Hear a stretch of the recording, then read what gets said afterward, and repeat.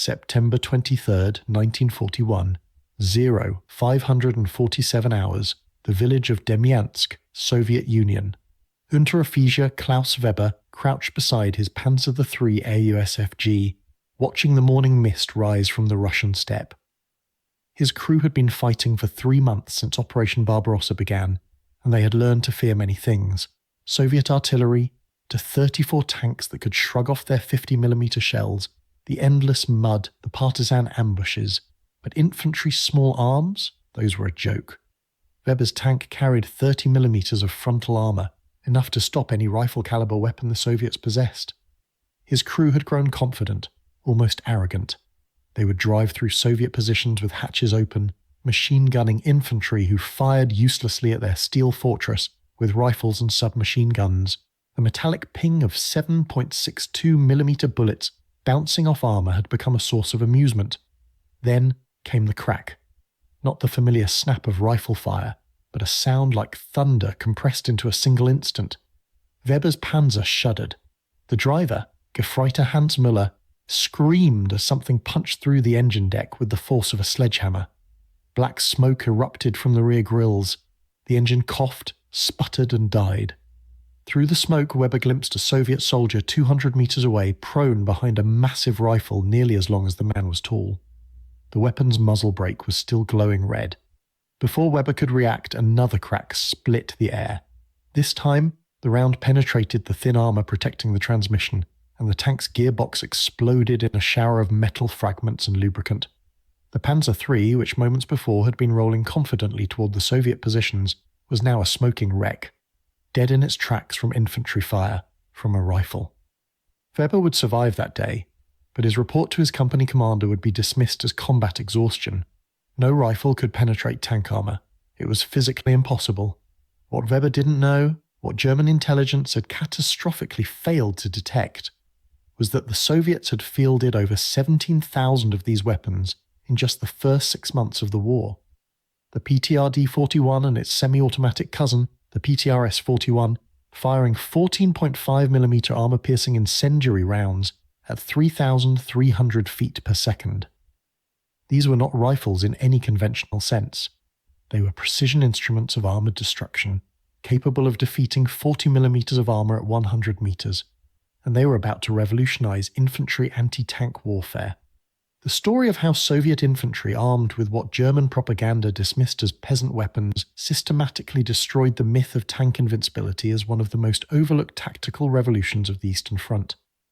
It was a revolution born of desperation, refined through blood, and perfected through the brutal mathematics of industrial warfare.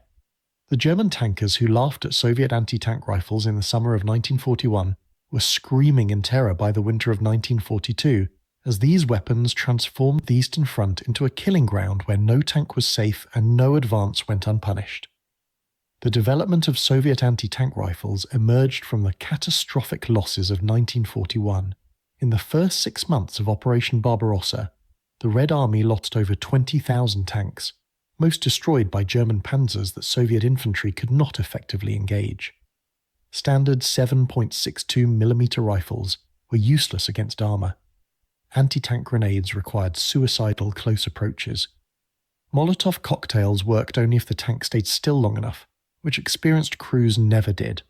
The Red Army needed a weapon that infantry could carry, that could engage tanks at range, and that could be produced in quantities that matched Soviet losses. On August 19, 1941, Vasily Degtyaryov and Sergei Simonov, two of the Soviet Union's most brilliant weapons designers, received a directive that would have been impossible in any other military: design, test, and begin mass production of an anti-tank rifle in less than 3 months. The specifications were brutal. Penetrate 25mm of armor at 500 meters, weigh less than 20 kilograms so infantry could carry it, use ammunition that could be manufactured from existing industrial capacity, and be simple enough that workers with minimal training could produce thousands per month. In peacetime, such a project would have taken years. Degtyaryov and Simonov had 22 days to produce working prototypes. Degtyaryov's solution was elegant brutality. The PTRD-41, which stood for Protivotankovoye Ruzyo Degtyaryova, anti-tank rifle of Degtyaryov, was a single-shot bolt-action weapon that fired a 14.5mm cartridge, originally developed for heavy machine guns.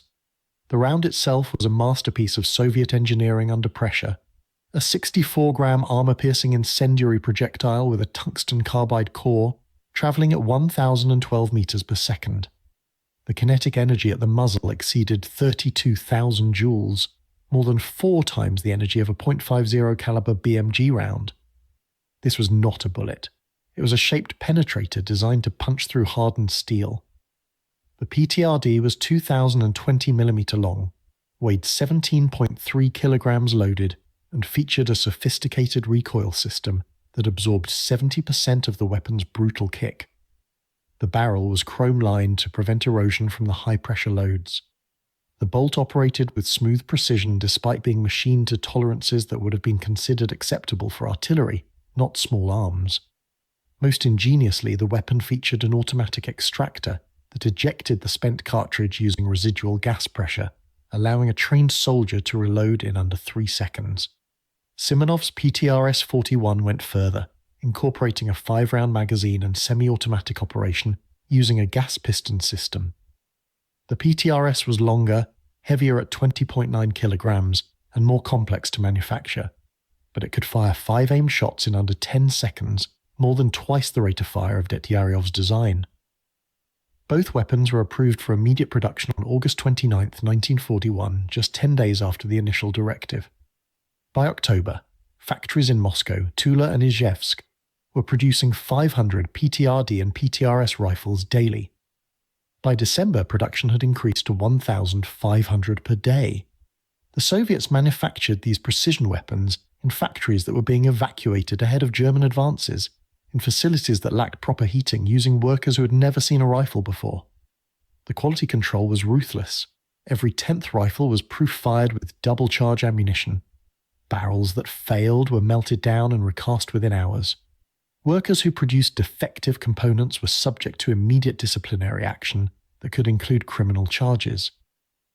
The Soviet system, brutal and unforgiving, was producing weapons at a rate that defied German comprehension. The tactical deployment of anti-tank rifles required completely new doctrine. The Red Army created specialized anti-tank rifle companies, typically numbering 54 rifles organized into 3 platoons. Each rifle was crewed by 2 soldiers, a gunner and a loader. The gunner, typically the more experienced soldier, was responsible for target acquisition and firing. The loader carried ammunition, typically 50 rounds in canvas pouches, spotted for the gunner, and protected the team from infantry assault. These teams were trained to operate in pairs, with one rifle firing while the other relocated, creating a deadly crossfire that made German armor vulnerable from multiple angles simultaneously. The doctrine emphasized patience and precision. Anti-tank rifle teams were trained to hold fire until tanks closed to within 300 meters, where their penetration was guaranteed. They targeted specific vulnerable points on German armor. The engine deck, where armor was thinnest, typically only 10 to 15 millimeters. The transmission housing at the lower front, often only 20 millimeters of flat plate. The turret ring, where the rotating turret met the hull, a weak point on every tank design. The tracks and road wheels, where a well-placed shot could immobilize a 25-ton vehicle. The vision ports and periscopes, where penetration meant blinding the crew. And the ammunition stowage areas, identifiable by experienced gunners, where a lucky shot could cause catastrophic detonation. The Germans first encountered these weapons in significant numbers during the Battle of Moscow in November 1941. General Major Willibald Borowiecz, commanding the 78th Infantry Division, recorded his unit's experience near Klin on November 27th. Our advance was supported by elements of the 1st Panzer Division, 12 Panzer IIIs and 4 Panzer IVs. The Soviet positions appeared to have been abandoned. As our armor moved through the village, we observed no anti-tank guns, no artillery. The tankers opened their hatches, believing the position was clear. Then came sounds I'd never heard before. Sharp cracks like artillery, but faster, more precise. Within seconds, 3 Panzer IIIs were immobilized, smoke pouring from their engine compartments. A 4th had its tracks destroyed. The crews bailed out under intense rifle fire. It was only when we captured the position that we discovered the weapons. 2-man teams with rifles that seemed impossibly large, firing rounds the size of a man's finger, Our intelligence had no classification for these weapons. The psychological impact on German tank crews was immediate and devastating. Tankers who had operated with near impunity against Soviet rifle infantry suddenly found themselves vulnerable to soldiers hiding in buildings, behind walls, in tree lines. Every window could conceal a weapon that could cripple or destroy their vehicle. The sound of the PTRD and PTRS became distinctive, a sharp crack, followed by the metallic slam of the projectile hitting armour. German tankers developed what medical officers called penetration anxiety, a condition where crews would panic at the sound of these weapons, often abandoning perfectly functional tanks. Obergefreiter Ernst Bahr, a Panzer III commander with the 4th Panzer Division, wrote in a letter discovered after his death near Rzhev in January 1942, "The Russians have rifles that can kill our tanks. This sounds insane, but I have seen it. Yesterday we lost 4 panzers to infantry fire. Not artillery, not anti-tank guns, but soldiers with rifles lying in the snow. One round penetrated Schultz's engine, and the tank burned with him inside. Another hit Wagner's ammunition stowage, and the entire tank exploded. We cannot see them, we cannot protect ourselves. The armour we trusted is worthless against these weapons. Every advance is now terror. We hear the crack, and we wait to see which tank dies. This is not war as we knew it. This is slaughter." The technical effectiveness of the PTRD and PTRS against German armour exceeded Soviet expectations. Tests conducted at the Kubinka Proving Grounds in December 1941 using captured German tanks revealed devastating vulnerabilities. The Panzer III AUSFG, with 30 mm of frontal armour, could be penetrated at 300 meters when struck at 90 degrees. At any angle, the side and rear armour, only 30 mm at best and often 15 mm, was vulnerable to 500 meters or more. The Panzer IV AUSFD, with slightly thicker armour, fared only marginally better. Its 50 mm frontal plate could resist the PTRD at long range, but side shots were deadly at any combat distance. Most critically, both tanks had thin armour on top surfaces, typically 10 to 15 mm, which made them vulnerable to plunging fire from elevated positions. The lightweight Panzer II and 38T tanks, still in service in 1941 and early 1942, were death traps. Their armour, rarely exceeding 20 mm anywhere, could be penetrated frontally at ranges exceeding 800 meters. Soviet anti-tank rifle teams learned to target these vehicles preferentially, destroying them first to create chaos in German formations. Even when penetration did not occur, the kinetic impact of a 14.5mm round hitting armour at 3,300 feet per second created spalling, fragments of armour breaking off inside the tank that killed or wounded crews. German tankers reported casualties from strikes that did not fully penetrate, fragments of metal and paint acting as shrapnel inside the fighting compartment. The ammunition types added to German suffering. The standard B-32 armour-piercing incendiary round contained a small charge that ignited upon penetration, starting fires in fuel lines, ammunition, and crew compartments. The BZT armour-piercing incendiary tracer variant allowed gunners to observe their shots and adjust fire, increasing hit probability dramatically. The BS-41 tungsten core round, introduced in 1942, could penetrate 40 mm of armour at 100 meters, making even frontal shots on Panzer IIIs potentially lethal. The Soviets experimented with various specialized loadings, including an anti-personnel fragmentation round for clearing trenches and a purely incendiary round for setting fire to fuel depots and supply vehicles. By early 1942, German tank tactics had to change fundamentally. The era of tanks operating independently of infantry, racing ahead to exploit breakthroughs, ended on the Eastern Front. Panzers now required infantry screens to clear anti-tank rifle positions before armour could advance. This slowed German offensive operations dramatically, giving Soviet defenders time to establish deeper defensive positions. Tanks were ordered to keep hatches closed at all times when within 1,000 meters of enemy positions, dramatically reducing situational awareness. Crews suffered from heat exhaustion in summer and frostbite in winter, but the alternative was decapitation from a PTRD round. German intelligence, initially dismissive, began producing detailed reports on Soviet anti-tank rifles by March 1942. One particularly thorough analysis from the Oberkommando des Heeres intelligence section noted that Soviet anti-tank rifle teams operated in groups of 4 to 6 rifles, creating interlocking fields of fire that made breakthrough nearly impossible without artillery support. The rifles were positioned in depth, with forward teams engaging to slow and channel German armour into killing zones where reserve teams could achieve flank shots. The discipline of Soviet anti-tank rifle crews improved dramatically over the winter of 1941 and 1942. Early crews had often opened fire too soon, at ranges where penetration was uncertain. By spring 1942, Soviet gunners were holding fire until point-blank range, achieving first-round kills with terrifying consistency. The Battle of Stalingrad in 1942 and 1943 saw anti-tank rifles reach their peak effectiveness. The urban terrain neutralized German advantages in maneuver and long-range gunnery while maximizing Soviet strengths in ambush and close-range combat. Anti-tank rifle teams positioned on upper floors of buildings could fire down onto engine decks, where armour was thinnest. The rubble-strewn streets channeled German armour into predictable paths where multiple anti-tank rifles could engage simultaneously. General Lieutenant Hans Duer, Chief of Staff of the 6th Army trapped in Stalingrad, wrote in his post-war analysis that Soviet anti-tank rifles destroyed more German armour in the city than any other weapon system, including T-34 tanks and artillery. The psychological effect was devastating.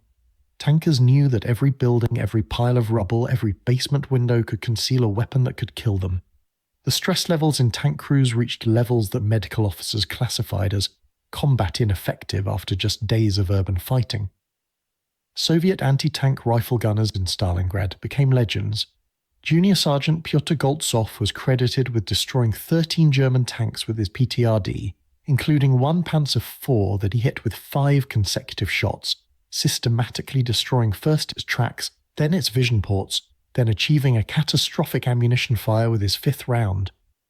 He was killed by German infantry 2 days after his 13th kill, his body found still clutching his rifle. Private Ivan Sereda, a 19-year-old collective farmer from Ukraine, was credited with 14 tank kills and 27 vehicle destructions during 83 days of fighting in Stalingrad. He survived the battle and was awarded the title Hero of the Soviet Union. His rifle, PTRS No. 4-38902, is preserved in the Stalingrad Museum of Defense. The industrial production of anti-tank rifles peaked in 1942, with the Soviets manufacturing over 184,000 PTRD and PTRS rifles that year. This exceeded German production of all anti-tank weapons combined by a factor of 3. The manufacturing process had been refined to the point where a complete rifle could be produced from raw steel in under 40 hours of machining time. Quality remained high despite the astronomical production rates. Random sampling of rifles from factory production showed rejection rates below 2%, exceptional for wartime manufacturing. The Soviets had achieved what the Germans thought impossible: mass production of precision weapons using semi-skilled labour in evacuated factories operating under combat conditions. The German response to anti-tank rifles came in several forms, none entirely successful. Armour thickness increased on new tank models. The Panzer III AUSF-M, introduced in 1942, carried additional 20mm armour plates on the front, bringing frontal protection to 50mm plus 20mm spaced armour. This successfully defeated PTRD and PTRS fire from the front at most combat ranges, but did nothing to protect the vulnerable sides and rear. The additional armour reduced speed and increased fuel consumption, making the tanks less effective in their primary role of mobile warfare. The Panzer IV was similarly up-armoured, receiving side skirts called Schürzen, thin steel plates hung on the sides to pre-detonate or deflect incoming rounds. These proved moderately effective against heat rounds, but less so against PTRD armour-piercing shots, which could penetrate the skirt and still have sufficient energy to damage the tank's main armour. The introduction of the Panther and Tiger tanks in 1943 finally provided armour thick enough to resist anti-tank rifles frontally. The Panther's 80mm of frontal armour sloped at 55 degrees created an effective thickness of over 140mm, impervious to the PTRD at any range. The Tiger's 100mm frontal armour was similarly invulnerable, but both tanks retained weak side and rear armour, the Panther only 40mm on the sides, the Tiger 80mm. both could still be crippled by side shots from anti-tank rifles, particularly to tracks, engines, and transmission. More critically, Germany could not produce these heavy tanks in sufficient numbers. For every Panther and Tiger fielded, there were 10 Panzer IIIs and IVs that remained vulnerable. Tactical changes included revised infantry support doctrine. German tank units now required much larger infantry screens to suppress anti-tank rifle positions before armour could advance. This tied down infantry that might otherwise have been used for exploitation, slowing German offensive operations. Artillery preparation before armoured attacks increased dramatically, with entire batteries assigned to suppressing suspected anti-tank rifle positions. This consumed ammunition at rates that German logistics struggled to support. Close air support became critical, with Stukas and ground attack aircraft tasked with hunting anti-tank rifle teams. The Soviets countered by improving camouflage discipline and teaching anti-tank rifle crews to relocate immediately after firing, typically moving 50 to 100 meters to a pre-prepared alternate position. German training emphasized spotting anti-tank rifle positions before they could engage. Tankers were taught to look for the distinctive muzzle blast, a large flash with a dense smoke cloud, and the dust kicked up by the muzzle brake. They learned to recognize the crack of the PTRD and PTRS, distinct from the sound of anti-tank guns or tank cannons. Crews were drilled in immediate action drills, popping smoke grenades and reversing rapidly when engaged by anti-tank rifles. Tank commanders were trained to coordinate with supporting infantry using hand signals and radio, calling for suppressive fire on suspected positions.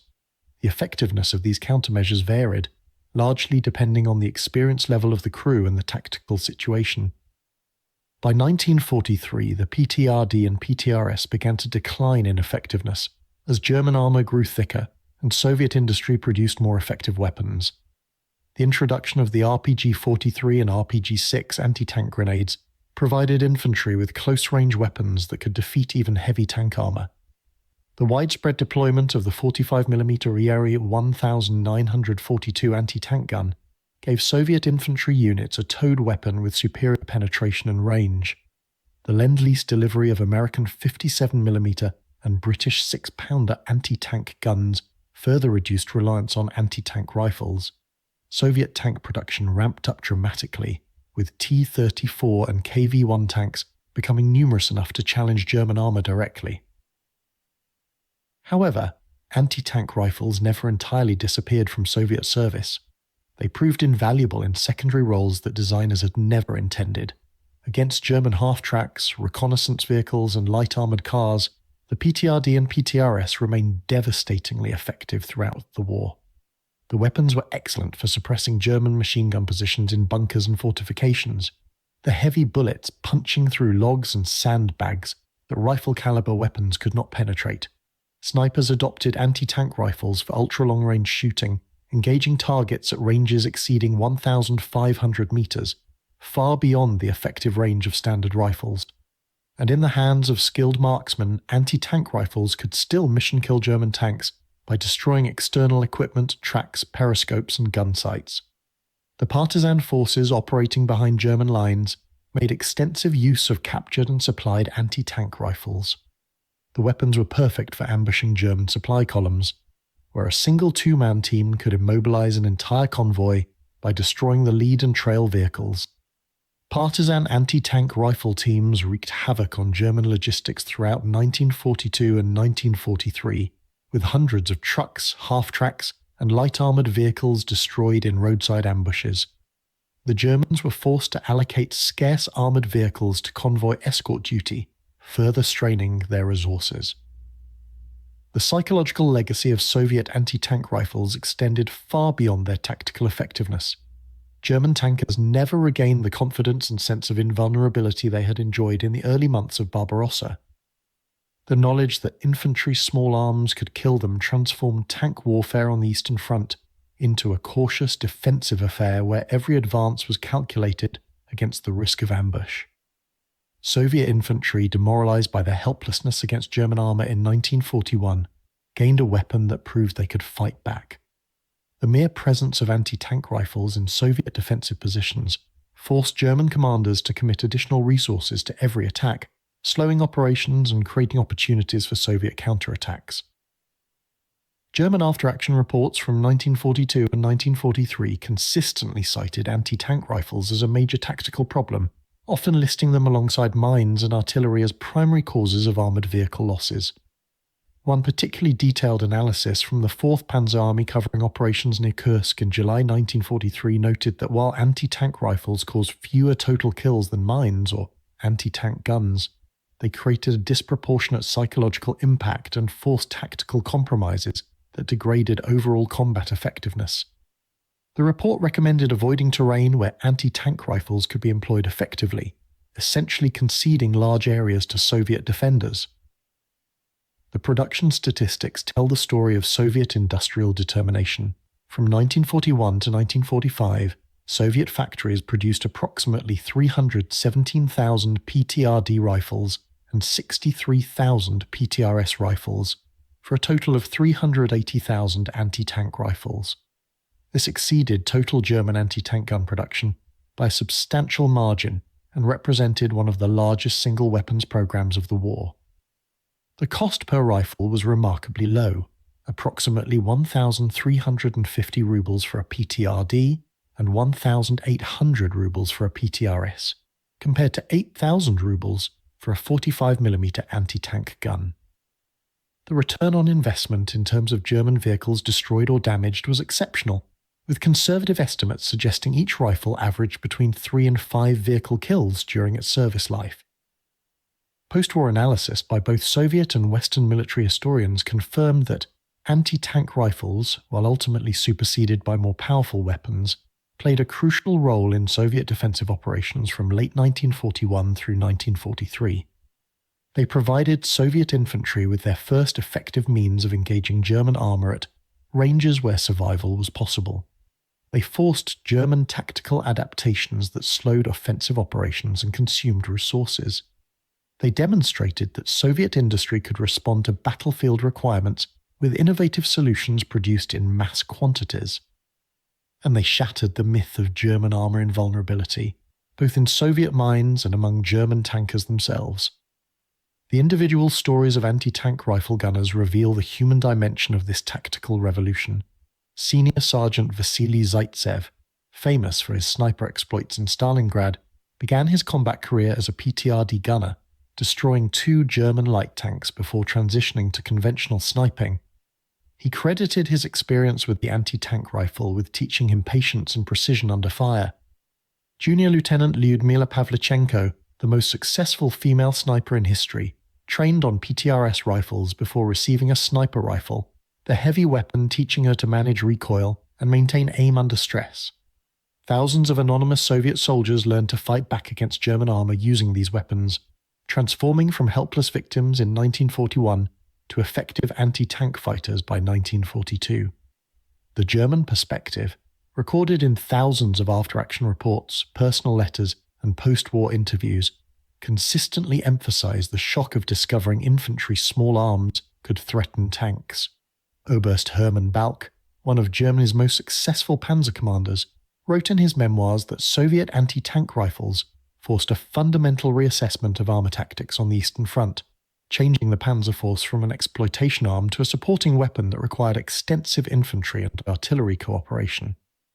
General Major Friedrich von Mellenthin, serving on the staff of several panzer armies, noted that the combination of Soviet anti-tank rifles, mines, and anti-tank guns created a defensive system that German armour could no longer simply overrun, necessitating methodical set-piece attacks that played to Soviet defensive strengths.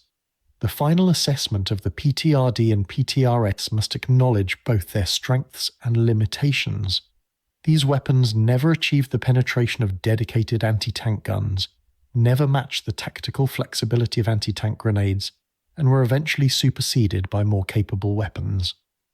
But in the critical period from late 1941 through 1943, when the Soviet Union was fighting for its survival, anti-tank rifles provided desperate infantry with a weapon that worked.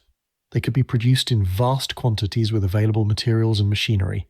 They could be operated by soldiers with minimal training, and they could kill German tanks, not every time, not at all ranges, but often enough to matter. The legacy of Soviet anti-tank rifles extended beyond World War II influencing post-war anti-materiel rifle development worldwide. The concept of precision infantry weapons capable of engaging light armoured vehicles remained relevant through the Cold War and into modern conflicts. The Barrett M82 50 caliber rifle, widely used by American forces, traces its conceptual lineage directly to Soviet anti-tank rifles, a weapon designed to allow infantry to engage vehicles and equipment at extended range.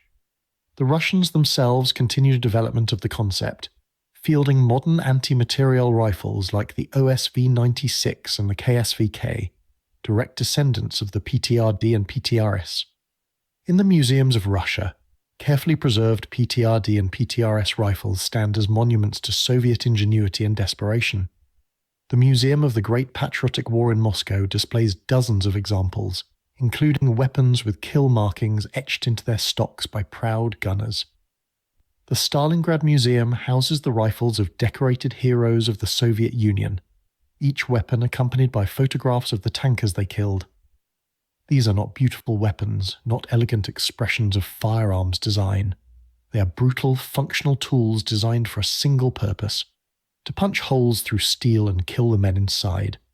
The German tankers who laughed at Soviet anti-tank rifles in the summer of 1941 learned hard lessons in the months that followed. Those who survived carried those lessons to the end of the war, approaching every attack with caution, scanning every building and tree line for the flash of a PTRD muzzle blast, flinching at the distinctive crack that meant someone nearby had just died. The panzers that had rolled across Europe with impunity discovered that on the Eastern Front, even infantry armed with rifles could kill them. The myth of invulnerability died in the snow outside Moscow, shot through the engine deck by a two-man team with a weapon the size of an artillery piece that could be carried on a man's shoulder. The PTRD and PTRS transformed Soviet infantry from victims of German armour into hunters of it, providing a weapon that said to every soldier, "You are not helpless, you can fight back, you can kill these machines." In a war where morale often mattered as much as materiel, where the will to resist could be more important than the weapons available to express that will, this transformation was incalculable in its impact. The German Panzers learned to fear Soviet infantry armed with these massive rifles, and in that fear lay the seeds of their ultimate defeat. The tanks that had conquered Europe could be stopped, could be killed by determined men with the right tools. The PTRS-41 and PTRD-41 were those tools, and they shredded the myth of German armour superiority as efficiently as they shredded the armour itself.